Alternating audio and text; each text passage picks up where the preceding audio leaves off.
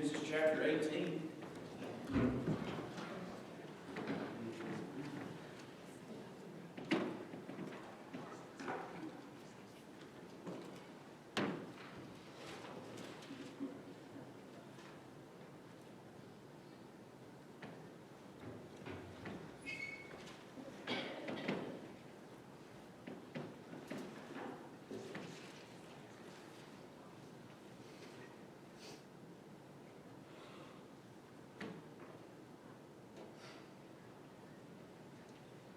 Start in verse 16 of chapter 18.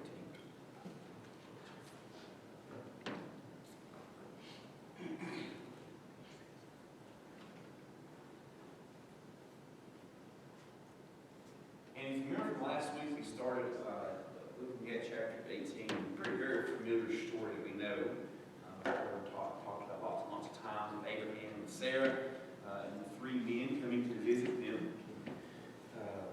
One of them, of course, being the voice of God and telling Abraham that they're going to have a son, they're going to have an heir. He and Sarah are going to have the heir.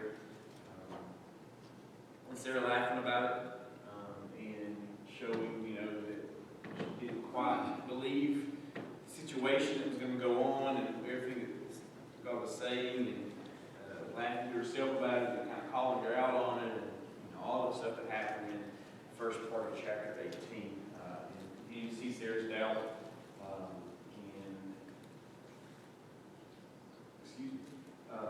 kind of what her view of God was and what she thought was funny. Of course, again, we talked about this. Sarah very relatable here in her reaction to what's going on. When we look at this story and think, oh my goodness, and how could she possibly doubt God? But what she did here in her reaction is very, very relatable. I'm sure we take time today and all have instances very similar to Sarah that we've dealt with in our own lives, or thought or had situations where God said that we know God was going to do something, had some doubt, or how in the world is this going to happen. So Sarah here was kind of seeing her being, kind of understanding her point of view.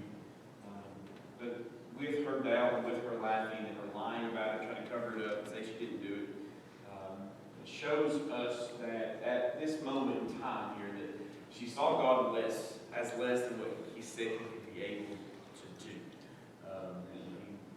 She said it, or God said He was going to do the stuff that she hadn't seen the come to fruition. She understood the physical possibilities of this whole situation as well. But that's kind of where we finished up with, was looking at her view of God. And of course, she got rebuked for it, and kind of told her that within the next year, this whole thing was going to be taking place.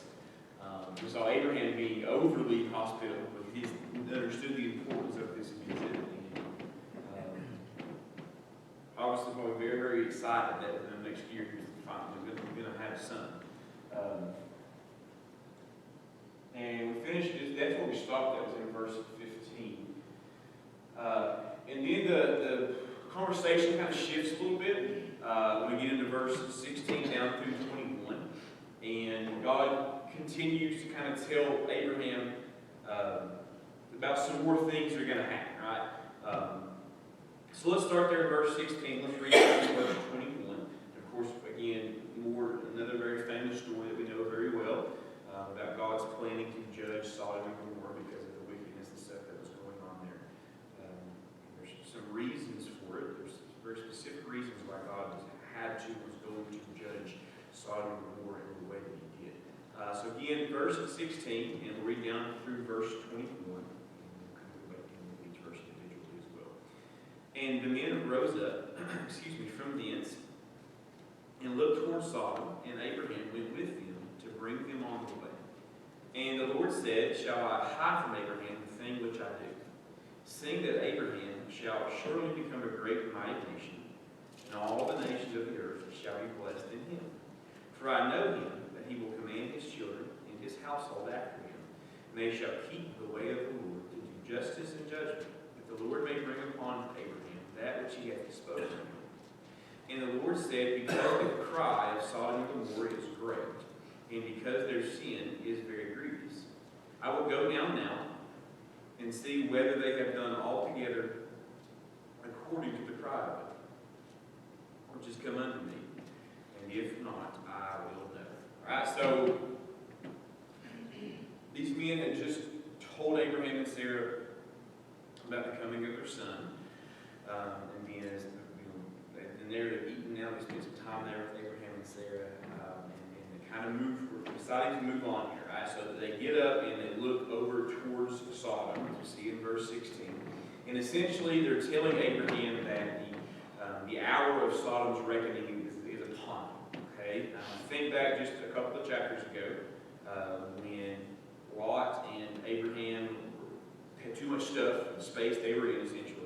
And Abraham allowed Lot to pick which direction he wanted to go. We know that Lot picked towards Sodom and Gomorrah because he thought that the possibilities that were there, the bright lights and all the stuff that was there, were very enticing to him. It seemed better for him and his place, his people, and he kind of went there in the plains there, the cities of Sodom and Gomorrah. We know, again, we saw the kings kind of coming in, and the fighting went on. Abraham having to go in to rescue him, and all the stuff that kind of went down a couple of chapters ago. So the time now that the reckoning here, the judgment of Sodom and Gomorrah, God had given them long enough. He had been patient enough with them. And, the fact that he waited this long, right, his forbearance here on this judgment is really kind of amazing. That kind of shows, again, the patience here of God. And, realistically, probably could have rightfully happened much sooner. But God was patient. His forbearance here was kind of amazing for us to kind of see. But unfortunately, we humans often presume right on God's patience. We take advantage of the patience of God a lot of times. And that's the case here for the inhabitants of the city of Sodom. Judgment was very, very near. We know the end result of that judgment, right? Just total destruction of the city. But within the walls of the city, the people had no idea, right? They had no clue. Just another day in Sodom. They had no clue that this judgment was coming. There's no suggestion of impending doom at all. God had used Abraham to deliver the people of Sodom from the kings of the east. People of Sodom, the kings of Sodom, had both heard the testimonies of Abraham and Melchizedek back in chapter 14 of Genesis. And the Sodomites here would have been without any excuse at all. They knew who God was, the kings did it, they knew who Abraham was. They had seen firsthand the providence of God as well. But just didn't care. They were unconcerned with the things of the Lord. So, by looking at knowing what had happened previously and what's about to happen, what can we learn from God's clear witness to the leaderships of the inhabitants of Sodom and Gomorrah? What can we learn about the very clear witness that God had shown to the leaders there and the inhabitants of Sodom and Gomorrah?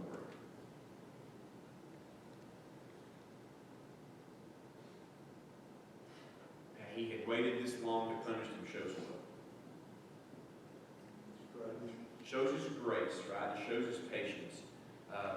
It showed that the city and the people of the city, in God's eyes, had value, right? Those people in there had value. And it also shows, again, God's long-suffering and his patience towards sinners. But it also shows that God won't allow what to continue to happen? Sin, right? He's not going to allow sin to go unpunished. Okay? Yes, he's been patient. Yes, he's been long-suffering. Yes, he was trying to explain to those people the value their lives have. But he's not going to let sin go unpunished. He can't, can he? If he did that, he wouldn't be God, right? He has to punish sin. So the men here in Abraham, they journeyed towards Sodom. And the Lord, as we saw in verse 17 and 18, begins to reveal the reasons on why he has to judge Sodom the way that he did. Okay? There's a twofold reason that he is going to judge them. All right? Verse 18 is the first part of the reason. Seeing that Abraham shall surely become a great and mighty nation, and all the nations of the earth shall be blessed in him. So one of the first of the two reasons here why Sodom and Gomorrah had to be punished in a way is that they're going to be punished in. Because Abraham's children, that they were going to become a great nation. Other nations around the nation of Israel were going to be blessed as well, simply because Israel was God's chosen people. And they would need to know that the cities of the plains here, Sodom and Gomorrah, the other people, and people knew this story, and history kind of continued to progress through, people would need to know that Sodom and Gomorrah,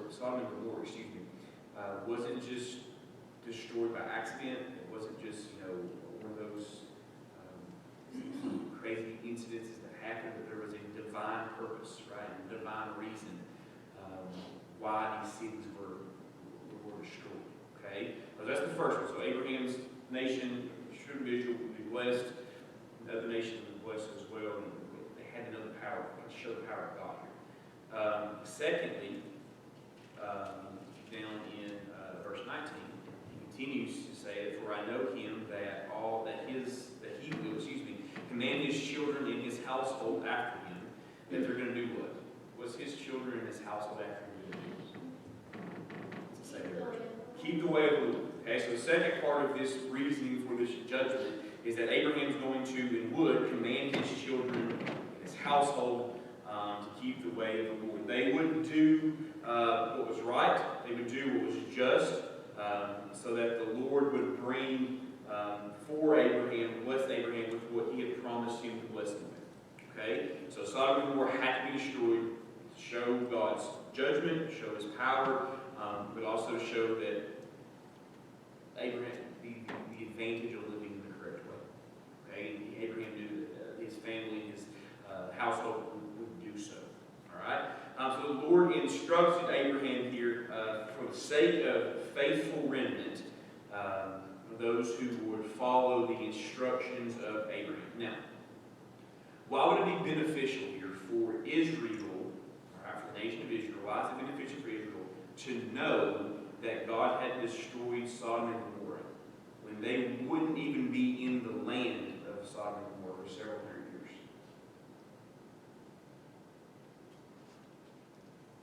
Right? They're not going to actually kind of show back up here for several hundred years. So why is it important that God shows the nation of Israel now the judgment of Sodom and Gomorrah?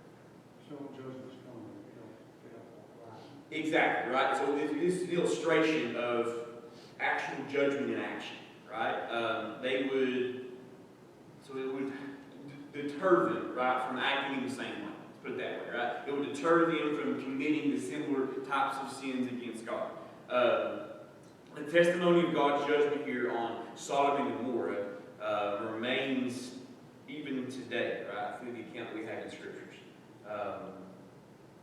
So we now can look at this and understand the importance of God having to judge sin, essentially, and it's a reminder to us to not to fall into the same ways, right? Okay. So how do people today, even kind of later on here, how do people try to explain away God's judgment on the very specific sins here that were going on in Sodom and Gomorrah? How do people today try to explain away the judgment of God? What's the two? Volcanic disaster, that is one.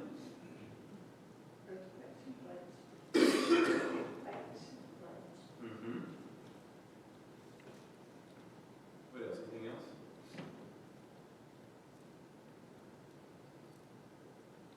This is the one that I think we hear probably a lot, especially in church. That the God of the Old Testament was a God of judgment and wrath, right?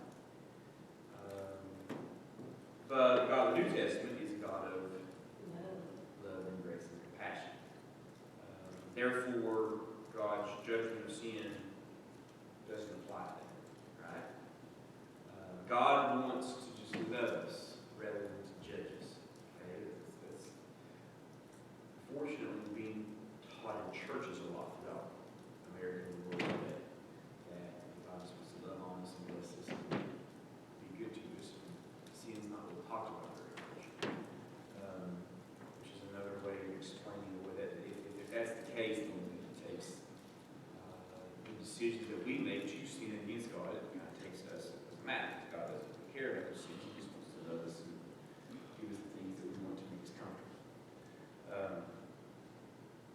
would destroy and goes on to destroy Sodom and Gomorrah, and as he explains, because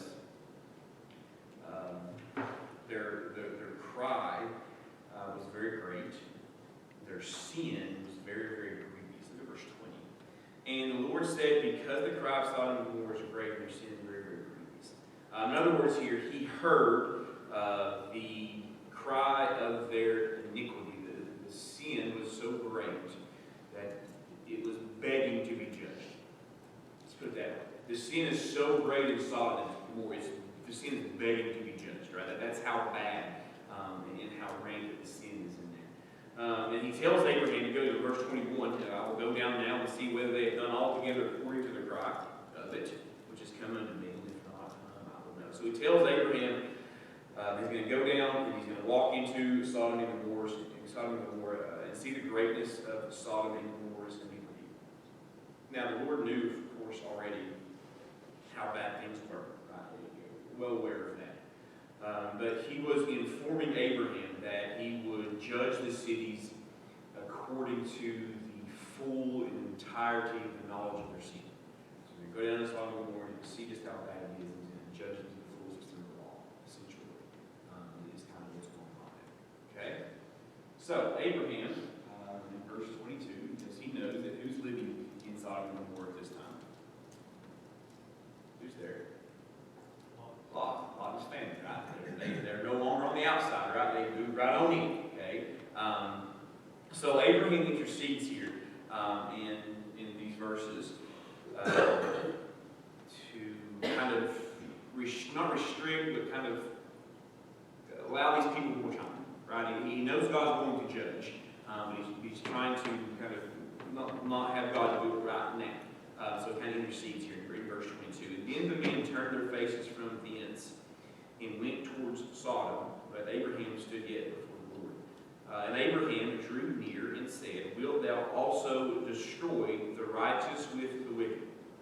Peradventure there be 50 religious within a city, or excuse me, righteous, not religious, that was the wrong word. Wilt thou also destroy and not spare the place for 50 righteous that are therein? That be far from thee to do after this manner, to slay the righteous with the wicked, and that the righteous should be as the wicked, that be far from thee. Shall not the judge of all the earth do right? And the Lord said, if I find in Sodom 50 righteous within the city, then I will spare all the place of their sake. So Abraham talks to the Lord here and kind of gives him, tries to bargain with him a little bit, tries to plead with him a little bit, and says, Lord, if we go down and we find 50 people who are godly, are you going to treat them just like all the other wicked people there as well? Or are you going to go in and have them destroyed just like the rest of them? And of course, the Lord tells him, he would say, no, go down there and find 50. If you find 50 righteous people, I'll make sure that they are taken care of. The wicked, no, they're going to get destroyed. They have to. But if there's righteous people, then I won't. So Abraham is interceding here, and the city of Sodom here was too evil for Abraham himself to live in. He still had some concern about it. Okay, and his concern, we see, was especially for the righteous people who were there, who might be destroyed, even though that righteous people probably shouldn't have been where to start with. Shouldn't have been in there to start with, right? Abraham, it was too evil for Abraham and his righteous. He understood that he shouldn't live in there. There probably shouldn't have been righteous people living there anyways. But he asked for 50 people, righteous people. Maybe there were, Abraham kind of overrated Sodom, right? He thought it was a little better than probably than it was. He knew that it was wicked, and he knew that there was a lot of wickedness going on there, but Abraham did not know that it was so wicked that not even 50 righteous people could be found in the entirety of the city. But Abraham was basing this intercession, basing this prayer on the holiness of God. Okay, it would not be righteous to destroy righteous people with wickedness, and that's, yes, I think we all can agree with that. So surely the judge of all the earth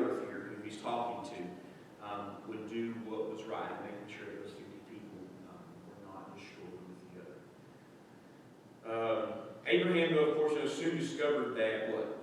How many people were living in, how many righteous people were living in there? Not even 10, right? There weren't even 10 righteous people living in Sodom. Quits praying and was convinced that the city was planning to let's keep going.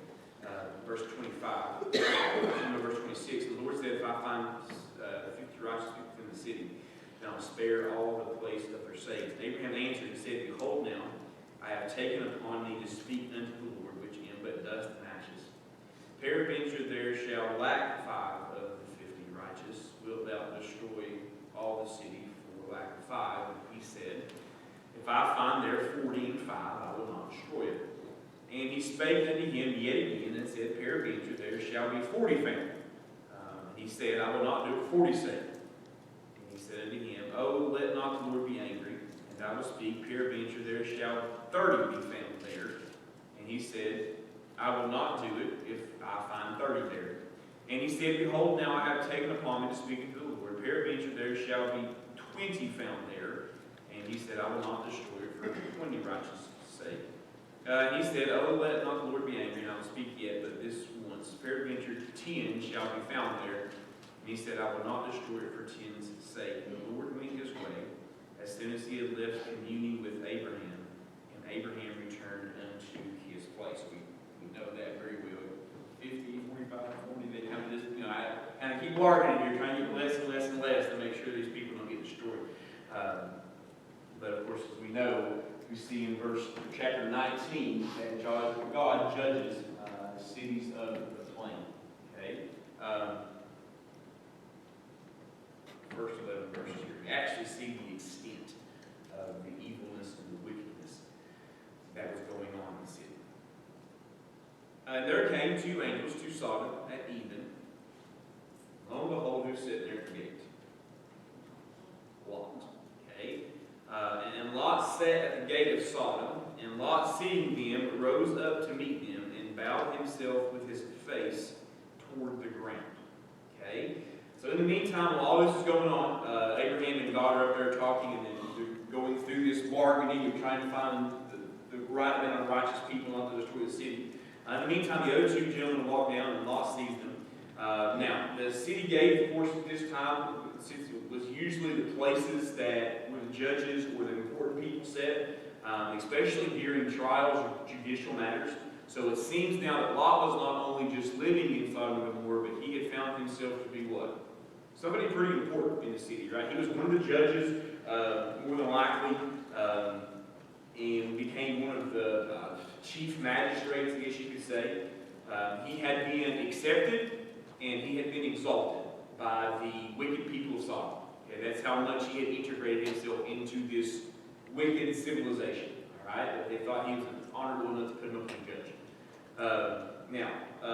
It was.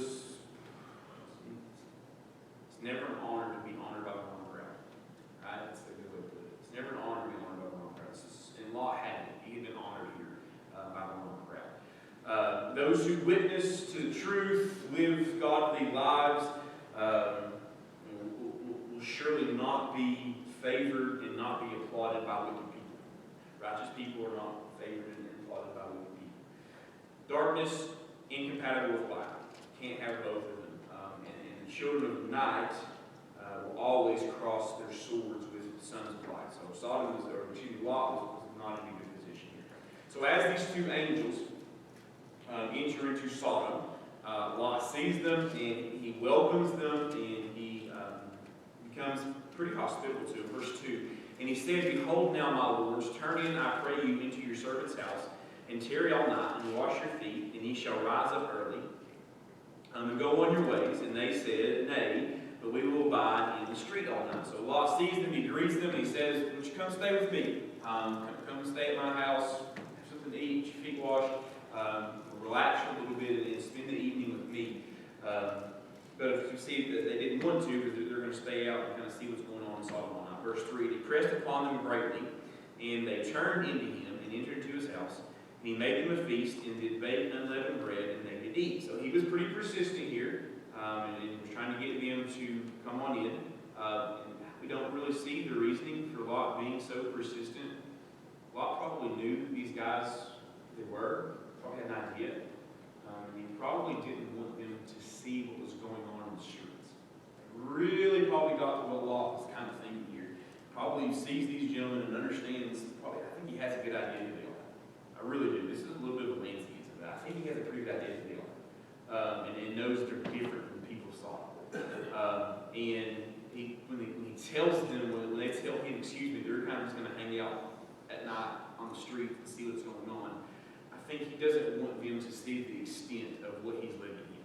So he is very, very persistent about getting them in the house so they don't kind of see what's going on. And they oblige, and he brings them in and bakes them a feast, and they eat. But see, verse 4, but before they lay down, the men of the city, even the men of Sodom, compassed the house round, both old and young, all the people from every quarter. And they called unto Lot, and said unto him, Where are the men which came into thee this night? Bring them out unto us, that we may know them. So first 5 verses here, we see that he brings them in, and he welcomes them to the house, urges them to stay with him, and probably urges them to stay the night, get in bed early, and get up and out of there, get in bed early and leave early as well. Probably what he's trying to urge them to do. So they kind of wouldn't see the extent of all the stuff that's going on. As he knew, these 2 men came walking into Sodom, strangers, they're angels of the Lord. They stuck out, I'm sure they did. These travelers probably stuck out. And he knew the men of Sodom, and he knew their character. And he knew that if they were out on the street by themselves, seeing what was going on, he knew that the men of the city who were very much involved in the homosexual nature would try to violate these men, but probably do the best they could to violate the men. And Lot's trying to get them off the streets so they'll see what's going on, as well as want them to be trying to protect them as well. So he had some genuine concern here. And his concern is justified because this is one of the multiple things that were going on in Sodom at the time. And he was worried about it, and he wanted to see it, or did he want them to be exposed to it? So he brings them in, gives them a feast, and before they could even get to bed, right, we see that these men come to Lot's house, and they are not just simply asking nicely to have Lot introduce them to these 2 travelers. They're being very, very persistent, and probably even getting a little bit violent about wanting them to deliver them so that they can defile them and violate them. Now, let's keep going, verse 6. And Lot went out to the door unto them, and shut the door after him. So Lot, they're out there, we don't know how many, there's probably a group of them, and Lot's trying to goes to the door real quick, opens it, shuts behind him, and kind of stands there, and he tries to come up with a compromise. And kind of for these violent men, these threats that are kind of happening. Verse 7, he said, I pray you, do not so wickedly. Behold, now I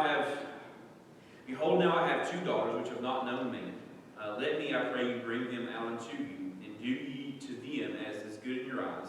Only unto these men do nothing, for therefore came they under the shadow of my roof. And they said, Stand back. And they again, this one fellow came into sojourn, and he will need to be a judge. Now we will deal worse with thee than with them. And they pressed sore upon the man, and even Lot, and came near to break the door. So Lot comes out, shuts the door behind him very quickly, and tries to offer a compromise to this lustful degenerates who are now pounding at the door. And his compromise was to offer up his 2 daughters who are unmarried and virgins, and tries to say, you know what, don't mess with these 2 travelers, these 2 men, but I'll give you my daughters, and you can do whatever you want. Doesn't matter. Just satisfy your needs or whatever it is with my 2 daughters. And we see the response here that they are angry and getting pretty violent. So looking at Lot's condition here, what kind of person does it take to offer his own daughters to a group of lustful wicked men? It's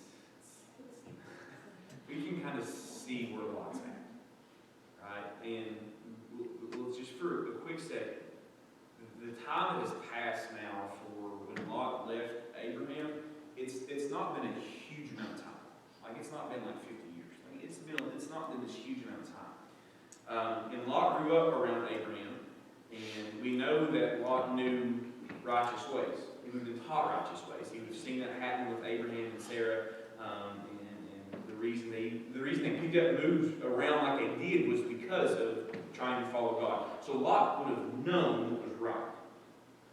Again, the age-old statement that sin will take you farther than you want to go, longer than you want to stay, and it will cost you a whole lot more than you want to pay.